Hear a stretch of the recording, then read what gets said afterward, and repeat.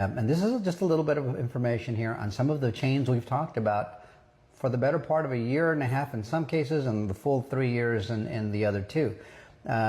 This is from Stronghold here. Now we have mentioned that ISO 20022, sorry about that, I got tongue-tied, is going to be mandatory by November this year, I believe.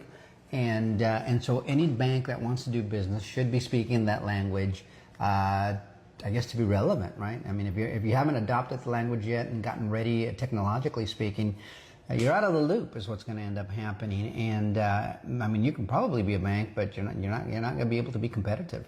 And so blockchain speaks that language, and it helps banks do that. Why do you think we've got this stablecoin legislation coming so quickly at us with this big, beautiful bill, market structure bill right behind it, and a few other things also?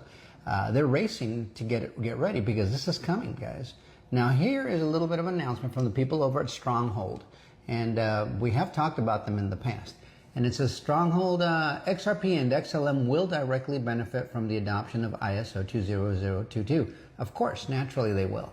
Tammy Camp, founder of Stronghold, highlighted how Ripple and Stellar can be seamlessly embedded into applications during a panel hosted by Amazon Web Services. Again, we've also spoken about Amazon Web Services. I'm going to flip that out. I lose control over those things every now and then. But we've talked to you guys about SHX Stronghold, and we bought in a while back, and the difference between them and XRP and XLM, just in case there's a little confusion.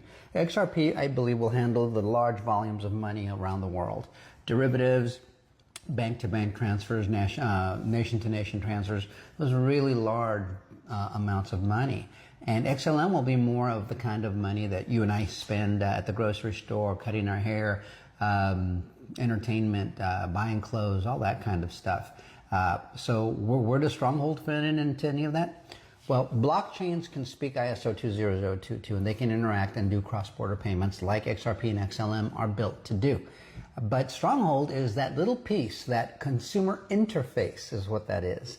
And it needs to be ISO 20022 compatible as well. But it's almost like when you go to a store and you know how you tap the card onto that little machine and then the transaction gets run through. Well, that's what Stronghold's going to do for blockchain payments and remittances. It's going to be that consumer interface, and it too needs to be a blockchain so that it interacts properly. But that's just to give you a little bit of an idea, and let's listen to the announcement from Ms. Camp here. I'm excited. I know the market's going sideways, but that's natural for markets, all markets. But this one here, it's going to be explosive.